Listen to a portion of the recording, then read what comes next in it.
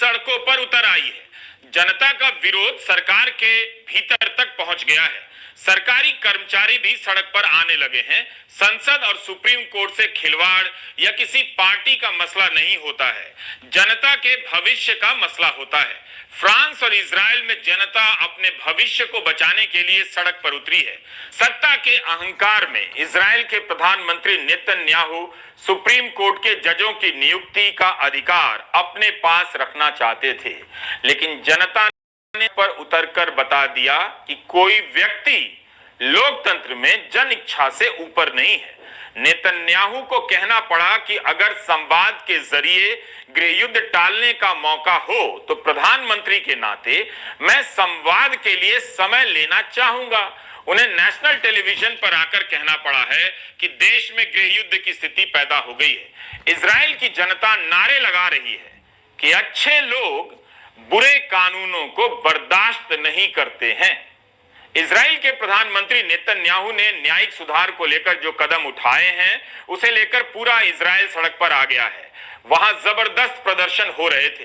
बताया जा रहा है कि कई दशकों में इस स्तर का प्रदर्शन नहीं देखा गया और वह भी शांतिपूर्ण, कहीं भी हिंसा नहीं हुई। नेतन्याहू पर भ्रष्टाचार के आरोप में ट्रायल चल रहे हैं। जाहिर है उन्हें चिंता होगी कि अगर सजा मिलेगी तो पद से हटना होगा। जनता भी यही समझती है। तो प्रधानमंत्री अपने आप को कुर्सी से चिपकाए रखने के लिए कानून लेकर आ गए कि अब प्रधानमंत्री को कुर्सी से हटाना होगा तो प्रधानमंत्री खुद या उनका कैबिनेट उन्हें शारीरिक या मानसिक कारणों के चलते अयोग्य घोषित करेगा, जिसे बाद में संसद की सहमति चाहिए होगी। यानी कोर्ट से सजा होने के बाद भी संसद का 2/3 बहुमत नहीं होगा तो उन्हें कुर्सी से कोई नहीं हटा सकता है। नेतन्याहू कहते रहे कि उनके ये कदम न्यायपालिका को मजबूत और पारदर्शी बनाएंगे, मगर जनता विश्वास नहीं कर सकी। वो ये समझ रही है कि जजों की नियुक्ति में सरकार की दखल बढ़ने से क्या होगा, सुप्रीम कोर्ट का क्या मतलब रह जाएगा। इससे तो अपना जज बिठाकर अपना फैसला लिखवाना शुरू हो जाएगा। इजराइल में कई दिनों से प्रदर्शन होते रहे। कभी संसद को घेरा गया तो कभी एयरपोर्ट से लेकर मॉल तक बंद कर दिया गया। स्कूल कॉलेज से लेकर बैंक भी बंद रहे इस न्यायिक सुधार के विरोध में। नेतन्याहू को राष्ट्र के नाम संदेश के लिए टीवी पर इसलिए आना पड़ा क्योंकि प्रदर्शनकारियों ने इजराइल में आने वाला पूरा हफ्ता वीक ऑफ पैरालिसिस घोषित कर दिया। पिछले हफ्ते रक्षा मंत्री, पर्यावरण मंत्री, प्रवासी मामलों के मंत्री, पर्यटन मंत्री के घरों के सामने प्रदर्शन हुए। नेतन्याहू के घर के बाहर से प्रदर्शनकारियों को वाटर कैनन मारकर हटाना पड़ा।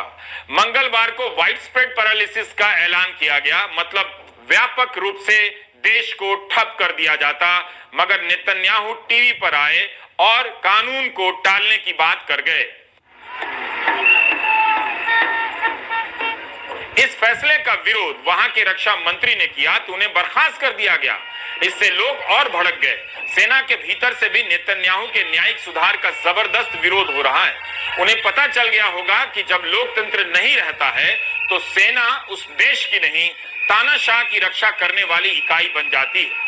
किसी भी स्वाभिमानी सैनिक को यह बात कैसे पसंद आ सकती है कि वह देश की नहीं, देश के नाम पर एक तानाशाह की रक्षा में अपनी जान दे रहा है।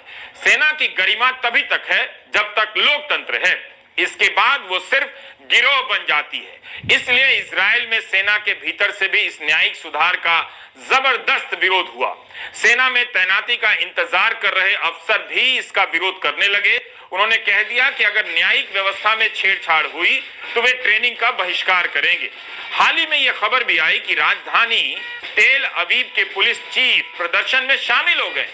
दुनिया भर में इजरायली दूतावासों ने भी अपनी सरकार के खिलाफ प्रदर्शन में भाग लेते हुए अपने दफ्तरों को एक दिन के लिए बंद कर दिया।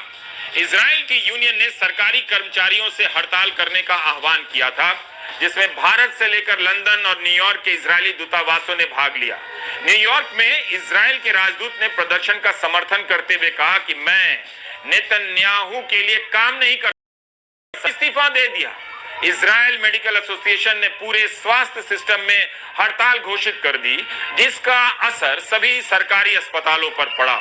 राष्ट्रपति आइजक हर्जोग को भी नेतन्याहू से कहना पड़ा कि सभी आपकी ओर उम्मीद से सुरक्षा खतरे में है, देश की एकता के लिए कानून पर फौरन रोक लगाई। 24 मार्च को यह कानून रात भर चली बहस के बाद इजराइल की संसद नेसेट की में पास हो गया, लेकिन 3 दिन बाद ही प्रदर्शनों के चलते 27 मार्च को अगली 2 बहसों पर नेतन्याहू ने रोक लगा दी, जिसके बाद यूनियनों ने हड़ताल वापस ले ली। अपने संदेश में उन्होंने कहा कि ऐसा मैं राष्ट्र के प्रति अपनी जिम्मेदारी को समझते हुए और लोगों के बीच गुस्सा ना बढ़े इसलिए कर रहा हूं।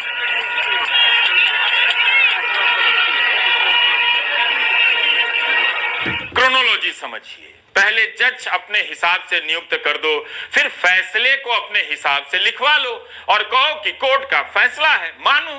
कानूनी तरीके से जनता के अधिकार को कुचलने का यह आसान रास्ता हो गया है कोर्ट का आदेश। इसलिए कोर्ट पर हमला हो रहा है, उसका राजनीतिक इस्तेमाल हो रहा है और ऐसे लोग जज की कुर्सी पर बिठाए जा रहे हैं जो पार्टी के हिसाब से फैसला दें, संविधान के हिसाब से नहीं। मैं इजराइल और दुनिया के दूसरे देशों की बात कर रहा था। ऐसे में वकीलों की फौज का भी कोई मतलब नहीं रह जाएगा। वकील भी ये सोच लें, एक वकील बनने में कोई जीवन लगाता है, सैकड़ों किताबें पढ़ता है, मगर जज ही पार्टी का आदमी बनेगा तो वकील क्या करेगा? उसकी जगह पार्टी का व्हाट्सएप मैसेज ही चला जाएगा कि क्या फैसला देना है। अगर ऐसा लोकतंत्र दुनिया के किसी और मुल्क को चाहिए तो क्या कर सकता है, मगर इजराइल के लोगों ने साफ कर दिया, हमें नहीं चाहिए। जनता सड़क पर आ गई कि हमें पार्टी का और सरकार का जज नहीं चाहिए। जनता ने यह जिम्मेदारी अपने ऊपर ले ली कि लोकतंत्र बचाना केवल विपक्ष का काम नहीं, उसका भी है। बहुत दिनों तक सरकार इन प्रदर्शनों को खारिज करती रही, कुछ विद्रोह बताती रही, अंत में उसे सच्चाई का सामना करना पड़ गया, न्यायिक सुधार को टालना पड़ा। इजराइल के प्रधानमंत्री नेतन्याहू कह रहे हैं कि वे न्याय व्यवस्था में पारदर्शिता लाने के लिए ऐसा कर रहे हैं। नेतन्याहू की पार्टी के नेताओं और समर्थकों ने सुप्रीम कोर्ट पर हमला बोल दिया। आप चाहें तो इस खबर को बीच में पलट सकते हैं, भारत की खबर बता रहा हूं। हाल ही में चीफ जस्टिस को ट्रोल किया गया और ट्विटर पर सुप्रीम कोर्ट को लेकर अमर्यादित अभद्र बातें कही गई इंडिया में। 17 मार्च के इंडियन एक्सप्रेस की इस खबर पर नजर डाल लीजिए। सुप्रीम कोर्ट के चीफ जस्टिस DY चंद्रचूड़ को ऑनलाइन ट्रोल किया जाने लगा। महाराष्ट्र में शिंदे सरकार का गठन संवैधानिक है या नहीं, इस मसले पर चीफ जस्टिस के नेतृत्व वाली संवैधानिक पीठ में सुनवाई चल रही है। राज्यपाल की भूमिका को लेकर उनकी सख्त टिप्पणियों ने एक राजनीतिक तबके को परेशान कर दिया और उनके बारे में ट्विटर पर अमर्यादित टिप्पणियां की जाने लगी। ट्रोल करने वाले ज्यादा सत्ताधारी दल से सहानुभूति रखने वाले दिखे। इसे लेकर 16 मार्च को 13 विपक्षी दलों ने राष्ट्रपति द्रौपदी मुर्मू को पत्र लिखा कि यह सही नहीं हो रहा है। कांग्रेस के राज्यसभा सांसद विवेक तनखा ने यह पत्र लिखा है, जिसे 13 विपक्षी दलों ने समर्थन दिया है। 26 नवंबर 2021 को संविधान दिवस पर पूर्व चीफ जस्टिस NV रमना ने भी कहा था कि सोशल मीडिया में जजों पर निजी हमले बढ़ते जा रहे हैं। अब आइए इजराइल। नेतन्याहू के समर्थक कह रहे हैं कि सुप्रीम कोर्ट इजराइल की जनता का प्रतिनिधित्व नहीं करता है, वो काफी एलीट है, कुलीन है, संभ्रांत है। इजराइल में एक स्वतंत्र कमेटी जजों की नियुक्ति करती है। एक जज की नियुक्ति तभी होती है जब राजनेता और जजों के बीच नाम पर सहमति बनती है। सरकार चाहती है कि उसका दबदबा बढ़े। यह उदाहरण इसलिए दिया गया कि अमेरिका में जजों की नियुक्ति सरकार करती है, लेकिन इजराइल की जनता ने अमेरिका के इस मॉडल को नकार दिया। इजराइल की जनता को शक हो गया कि इस तरह से सरकार अपना जज कुर्सी पर बिठाना चाहती है। अगर ऐसा हो गया तो कोर्ट के इस्तेमाल से जनता के ही अधिकार कुतर दिए जाएंगे। इजराइल के न्यायिक सुधार के तहत सुप्रीम कोर्ट सरकार की जूनियर पार्टनर बन सकता था। संसद चाहेगी तो सुप्रीम कोर्ट के फैसले को पलट सकती है। संविधान के बुनियादी तत्वों की समीक्षा और बदलने का राजनीतिक दल के पास अधिकार मिल जाएगा। नेतन्याहू की सरकार जिस तरह के न्यायिक सुधार लाना चाहती है, उस तरह की बातें भारत में भी सुनाई देने लगी है, बस जनता को दिखाई नहीं दे रही है। भारत में भी जजों की नियुक्ति को लेकर विवाद चल रहा है। भारत के कानून मंत्री के बयानों की तमाम हेडलाइन बता रही है कि सरकार किस इरादे से आगे बढ़ सकती है। हाई कोर्ट और सुप्रीम कोर्ट सरकार नहीं है, ये कानून मंत्री का बयान है। सुप्रीम कोर्ट चेतावनी नहीं दे सकता, जनता मालिक है, यह भी कानून मंत्री का बयान है। न्यायाधीश मामला है, न्यायिक नहीं, यह भी कानून मंत्री का बयान है। कानून मंत्री ने एक ट्वीट को ट्वीट कर दिया जिसमें लिखा है कि सुप्रीम कोर्ट ने संविधान को हाईजैक कर लिया है। भारत के सुप्रीम कोर्ट पर कानून मंत्री की तरफ से ऐसी सख्त टिप्पणी की गई है। किरण रिजिजू का यह बयान भी देख लीजिए कि कुछ रिटायर्ड जज एंटी इंडिया गैंग के हिस्सा हैं। यह हेडलाइन भी देख लीजिए कि कानून मंत्रालय ने सुप्रीम कोर्ट को पत्र लिखा है कि जजों की नियुक्ति पैनल में सरकार के प्रतिनिधि को भी शामिल किया जाए।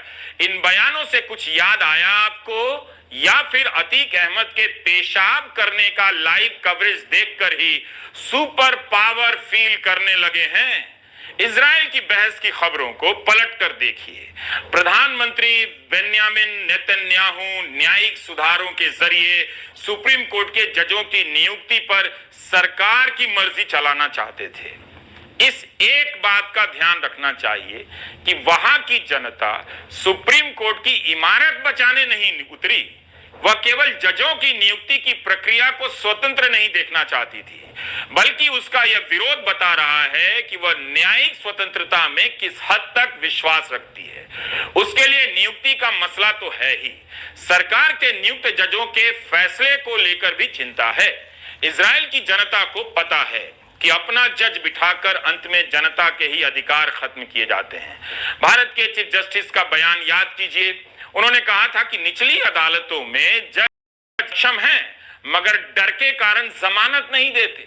निचली अदालतों में जजों को भय है कि अगर किसी गंभीर मामले में बेल दे देंगे तो उन्हें टारगेट किया जाएगा। अगर न्यायपालिका को राजनीतिक दबाव में यहां तक पहुंचा दिया जाए तब फिर क्या बचेगा? आप नियुक्ति की प्रक्रिया को स्वतंत्र करके भी न्यायिक स्वतंत्रता हासिल नहीं कर सकते हैं।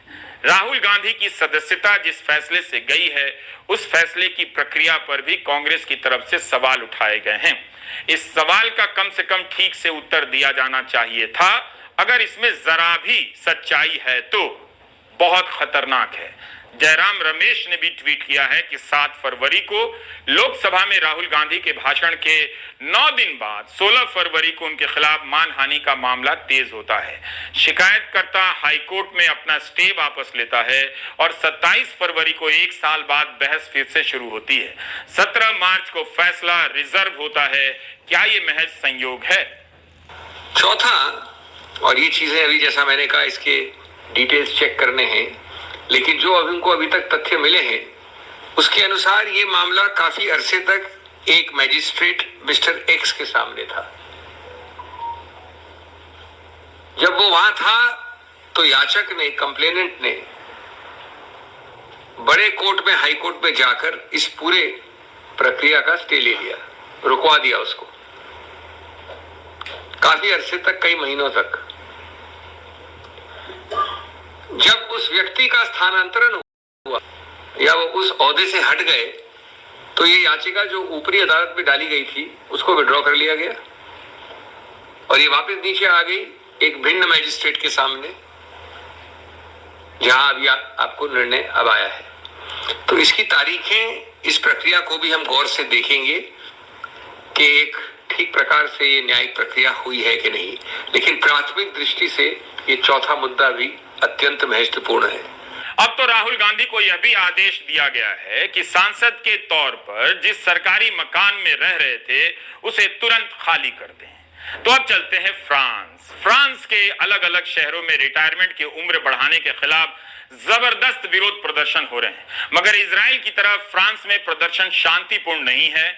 वहां हिंसा और तोड़फोड़ की अनेक घटनाएं हुई हैं।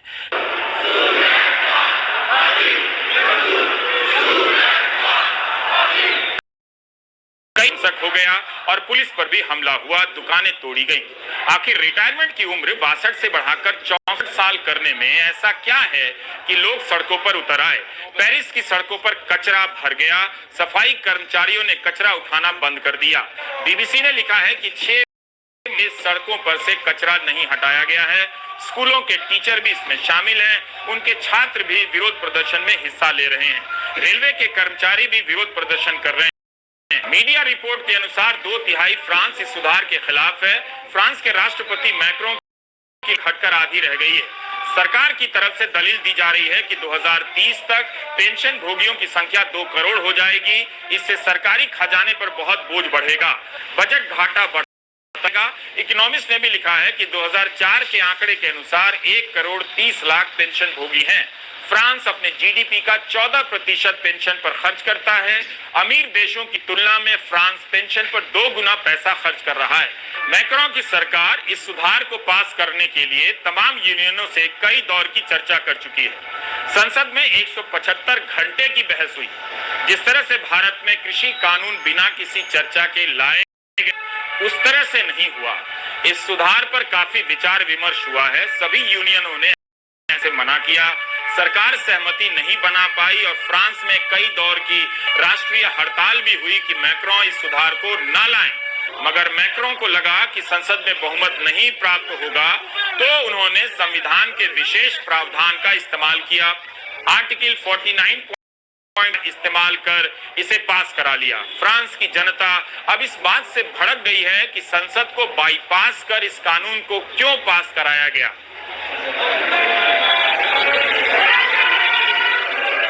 क्या इसकी तुलना हम भारत के किसान आंदोलन से कर सकते हैं? कई मामलों में कुछ हद तक कर सकते हैं, मगर एक मामले में नहीं। फ्रांस में प्रदर्शन हिंसक है। भारत में किसानों ने साल भर तक अहिंसक प्रदर्शन किए। कुछ अपवादों को छोड़ दीजिए, तब भी अहिंसक बने रहे जब गोदी मीडिया ने भारत के किसानों को आतंकवादी कह दिया। मगर काफी कुछ समानताएं देखी जा सकती हैं। फ्रांस में रिटायरमेंट की उम्र का कानून संसद से पास नहीं हुआ, बल्कि राष्ट्रपति ने विशेषाधिकार का इस्तेमाल करते हुए पास करा दिया। तो पहले देश के जरिए लाया गया, कृषि कानून की बात कर रहा हूं, और उसके बाद संसद में बिल पास हुआ था। भारत सरकार दावा करती रही कि किसान संगठनों से पहले बात हुई है, मगर किसान संगठन पूछते रहे कि हम में से किसी से बात नहीं हुई तो किससे बात हुई है। फ्रांस में भी कई महीनों से इसके खिलाफ प्रदर्शन हो रहे हैं, मगर काफी हिंसा भी हुई है। उन्हें भारत के किसानों से यह सबक सीखना चाहिए कि कैसे अपमान और हिंसा को सहते हुए साल भर तक अहिंसक प्रदर्शन किया जाता है और सरकार को मजबूर कर दिया जाता है कि वो कृषि कानूनों को वापस ले।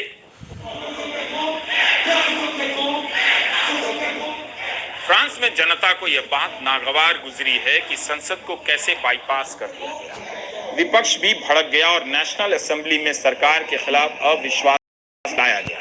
मैक्रों की सरकार मात्र 9 वोटों से बच सकी। इससे पता चलता है कि मुद्दा कितना संवेदनशील है। हालांकि इस कानून को फ्रांस की सर्वोच्च अदालत से मंजूरी मिलनी बाकी है, मगर जनता का विरोध देखकर लग रहा है कि फ्रांस इस कानून को लेकर लंबे समय के लिए जलता रहेगा। लोगों को यह बात चुभ रही है कि सरकार कह रही है कि अब लोग ज्यादा जीने लगे हैं, इसलिए पेंशन फंड पर बोझ बढ़ रहा है। वे जानते हैं कि इसी तरह से सामाजिक सुरक्षा खत्म कर दी जाती है। दुनिया भर में इसी रास्ते से सामाजिक सुरक्षा खत्म की गई है। मीडिया रिपोर्ट के अनुसार ओपिनियन पोल में 78% लोग सरकार के इस फैसले के खिलाफ हैं। 2030 से रिटायर होने की उम्र 62 से 64 कर दी जाएगी। पूरी पेंशन प्राप्त करने की न्यूनतम उम्र को हर साल 3 महीने बढ़ा दिया जाएगा। इसके अलावा 2027 के बाद से अगर किसी को पूरी पेंशन चाहिए तो उन्हें 43 साल की नौकरी दिखानी होगी। अभी तक ये 42 साल थी। इससे उन लोगों पर असर पड़ सकता है जिन्होंने अपने करियर में किसी कारण ब्रेक लिया हो। जैसे कई महिलाएं बच्चों की परवरिश के लिए काम से लंबी छुट्टी ले लेती हैं, या वे लोग जिन्होंने काम शुरू करने से पहले देर तक पढ़ाई की हो। ऐसे लोगों को पूरी पेंशन पाने के लिए 67 तक काम करना होगा, इस उम्र तक। 23 मार्च को फ्रांस में राष्ट्रीय हड़ताल हुई। देश की 8 प्रमुख यूनियनें इसमें शामिल हुई। यूनियनों का दावा रहा कि केवल पेरिस में 8 लाख लोग शामिल हुए और देश भर में 35 लाख। यहाँ मतलब भारत की तरह वहां की सरकार भी इस तरह की संख्या को कम बताती रही। गार्डियन ने लिखा कि हिंसा की घटनाओं के बावजूद प्रोटेस्ट मार्च अधिकतर जगहों पर शांति तरीके से किया जा रहा है और अलग अलग तबकों के आने से प्रदर्शनकारियों में काफी उत्साह और एकजुटता देखी जा रही है। जनता के प्रदर्शन के डर से ब्रिटेन के किंग चार्ल्स का राजकीय दौरा भी रद्द कर दिया गया। बीबीसी ने लिखा है कि खबर थी कि किंग चार्ल्स के स्वागत के लिए रेड कारपेट रोल करने वाले कर्मचारी भी विरोध प्रदर्शन कर सकते थे।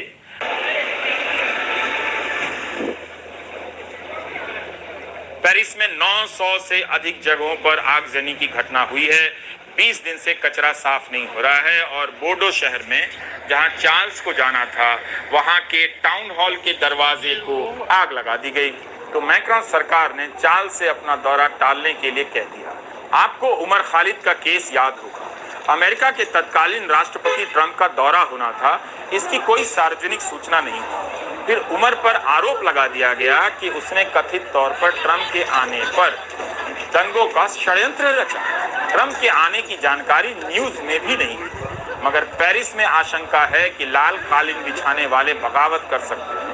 फिर भी किसी को जेल में नहीं डाला गया और ना ही मजबूर किया गया कि आप सरकारी कर्मचारी हैं तो हर हाल में दरी कालीन बिछाते रहेंगे। अब थोड़ी बात मदर ऑफ डेमोक्रेसी की कर लेते हैं। ये दुनिया में एक ही है। ऑर्डिनेंस फैक्ट्री के हजारों कर्मचारी निजीकरण के खिलाफ विरोध कर रहे थे। इसके लिए मदर ऑफ डेमोक्रेसी की संसद में बाकायदा एक कानून पास हुआ।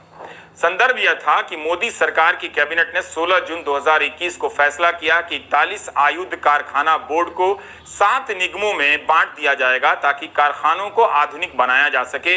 रक्षा क्षेत्र में काम कर रहे मजदूर संगठनों का दावा था कि मोदी सरकार इसके बहाने इन कारखानों का निजीकरण करने जा रही है। इन संगठनों ने 26 जुलाई से भी सभी कारखानों में हड़ताल करने का ऐलान किया। इन कारखानों में करीब 4000 कर्मचारी काम करते थे। इसी हड़ताल को रोकने के लिए सरकार 30 जून 2021 को अध्यादेश लेकर आ गई। इसके अनुसार जो भी व्यक्ति अवैध हड़ताल शुरू करता है या उसमें जाता है या ऐसी किसी भी हड़ताल में भाग लेता है उसे 1 साल के लिए जेल हो सकती है। 10,000 रुपए तक का जुर्माना भी हो सकता है। कोई इस हड़ताल के लिए चंदा भी देगा तो उसे 2 साल तक की जेल हो सकती है और 15,000 रुपए तक का जुर्माना। आयुध कारखानों में कामकाज चलते देने के लिए पुलिस अधिकारी एक्शन ले सकते हैं और हड़ताल में शामिल होने वाले को बिना किया जा सकता है। क्या आपको याद भी है कि मदर ऑफ डेमोक्रेसी में ऐसा अध्यादेश लाया गया था कि हड़ताल में जाने पर जेल की सजा होगी, चंदा देंगे तो ज्यादा सजा होगी। इस अध्यादेश को अगले 6 महीने तक लागू रहना था और जरूरत पड़ने पर 6 महीने के लिए और बढ़ाया जा सकता था। यही नहीं, मदर ऑफ डेमोक्रेसी यानी भारत में भी पेंशन एक संवेदनशील मुद्दा है। सरकारी कर्मचारियों ने शांतिपूर्ण तरीके से कई राज्यों में यह लड़ाई जीत ली है। पूरी तरह से भले ना जीती हो, मगर पेंशन का पुराना सिस्टम लागू हो यह राजनीति के केंद्र में आ गया है। कर्मचारी पेंशन के लिए विरोध प्रदर्शन में ना जा सकें, उसके लिए मदर ऑफ डेमोक्रेसी में अलग तरीका निकाला गया है। 14 मार्च को महाराष्ट्र में भी पेंशन को लेकर व्यापक प्रदर्शन हुए हैं। इन प्रदर्शनों को देखते हुए सरकार को कहना पड़ा कि नई पेंशन स्कीम में पुरानी पेंशन स्कीम की सुविधाओं को लागू करने का प्रयास किया जाएगा। इसके बाद महाराष्ट्र में पेंशन बहाली का आंदोलन स्थगित कर दिया गया, लेकिन उत्तर प्रदेश में भी इस तरह के आंदोलन हुए हैं। 21 मार्च के इंडियन एक्सप्रेस में हरिकिशन शर्मा की रिपोर्ट में बताया गया है कि joint forum for restoration of old pension scheme ने देश भर में जिला स्तर की रैली निकालने का आह्वान किया था। इसे रोकने के लिए केंद्र सरकार के कार्मिक और प्रशिक्षण विभाग ने सभी मंत्रालयों को पत्र जारी कर कहा है कि आपके मंत्रालय के कर्मचारियों को हतोत्साहित किया जाए कि वे किसी प्रदर्शन में हिस्सा न लें। सुझाव दिया गया कि हड़ताल के दौरान कर्मचारियों को किसी तरह की छुट्टी ना दी जाए। हड़ताल में हिस्सा लेने वाले कर्मचारियों की सूची शाम तक कार्मिक और प्रशिक्षण विभाग को दे दी जाए। रिपोर्ट में लिखा है कि ऑर्डर पर कार्रवाई करते हुए पशुपालन और डेयरी विभाग ने अपने कर्मचारियों को चेतावनी जारी कर दी कि या पुरानी पेंशन स्कीम के लिए स्ट्राइक में कोई हिस्सा लेता है तो उसके खिलाफ उचित दंडात्मक कार्रवाई की जाएगी। फ्रांस, इजराइल और मदर ऑफ डेमोक्रेसी भारत की इन खबरों को एक साथ पलटते हुए आपको लोकतंत्र का भविष्य कैसा दिखता है? भारत के चैनलों पर जब तक पेशाब का सीधा प्रसारण होता रहेगा, लोकतंत्र को कोई खतरा नहीं है। आपके विवेक को नष्ट करने की इतनी आजादी आपको कहां मिलेगी? तभी तो भारत की जनता घर बैठे टीवी देख रही है कि विपक्ष कहां है, दिखाई नहीं देता है। जानती है कि विपक्ष को नहीं दिखाया जाता है, पेशाब का सीधा प्रसारण किया जाता है। उधर फ्रांस और इजराइल की जनता इस तादाद में सड़कों पर उतर आई है कि जनता ही विपक्ष के रूप में दिखाई देने लगी है। ये प्रदर्शन बता रहे हैं कि विपक्ष हमेशा जनता के बीच होता है, जनता ही विपक्ष होती है। कमाल है, भारत में जनता को जनता ही नहीं दिखाई दे रही है। नमस्कार, मैं रवीश कुमार।